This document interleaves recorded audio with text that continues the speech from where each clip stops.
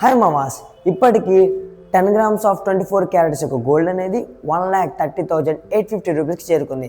అంటే ఎవడైతే ఈ 1 yearలో గోల్డ్లో ఇన్వెస్ట్మెంట్ చేశాడో వాడికి నియర్లీ 67% రిటర్న్స్ అనేది వచ్చాయన్నమాట.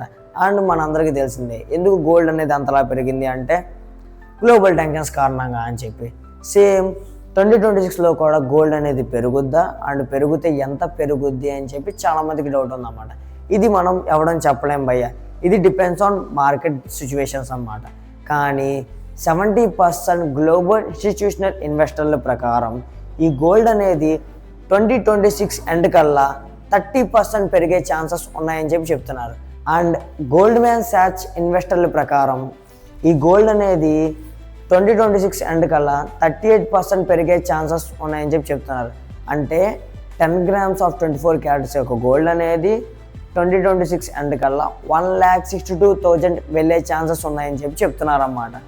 అండ్ మనందరికీ తెలిసిందే ఈ గోల్డ్ అనేది సేఫెస్ట్ ఇన్వెస్ట్మెంటే.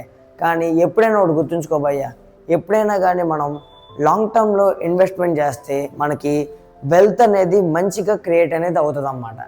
అంతే మావాస్ ఈరోజు content.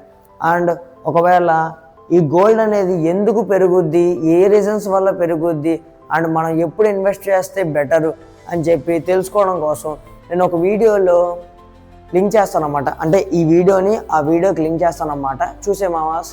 So see you in the next video, bye.